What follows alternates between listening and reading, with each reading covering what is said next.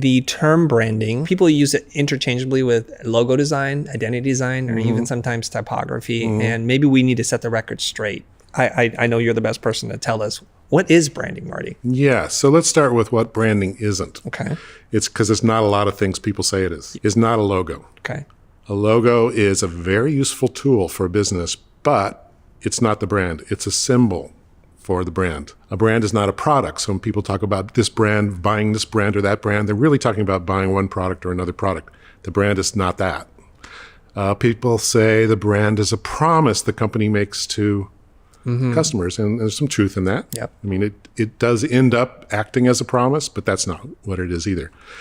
Advertising people like to say, well, it's the sum of all the impressions that a company makes on an audience. Yeah. Well, if you're trying to sell a lot of impressions, I can see where that might be useful to you.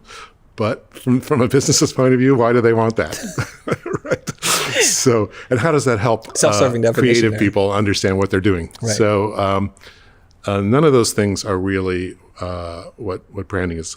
A brand is a result. It's a customer's gut feeling about a product, a service, or a company.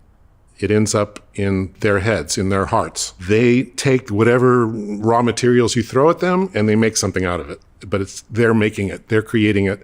And so in a sense, when you create a brand, you're not creating one brand, you're creating millions of brands, like however many customers or people in your audience. Each one has a different brand of you. So a brand is like a reputation, right? So it's your business reputation, and everyone's going to be a little bit different about what that reputation is. And that's okay, as long as you've got it corralled mostly where you want it and that it's beneficial to the company. So we tend to look at companies and designers tend to look at branding as, from our point of view, like this is something we're doing.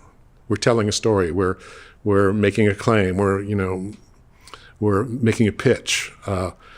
And that's what we do, but that's not what a brand is. A brand is the result of that. And if you don't start there, you don't know what you're doing. You actually don't know what you think you know what you're doing, but you don't.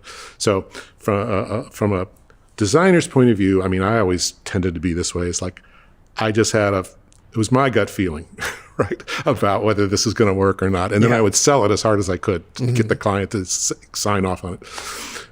From the client's point of view, they're going, well, it's a checklist. I got the logo, I got the tagline, I got the ad campaign, click, check, and they think they're done. Right. None of that's right. What's right is what happens in people's heads. Like, what have we achieved? Like, what's the reputation that we've created through the products we're putting out, like the design of the products, the messaging we're putting out, the look and feel of them, our culture, how does that affect people? How our employees behave, how is that affecting our reputation? All that stuff counts. So it's a big world, and it actually takes in almost all of business. Not so much finance, but finance is involved too, because finance has to greenlight all these things. But almost everybody in a company is, affecting the brand, doing something with the brand, doing it for the brand, or hurting the brand. So you got to think of it that way.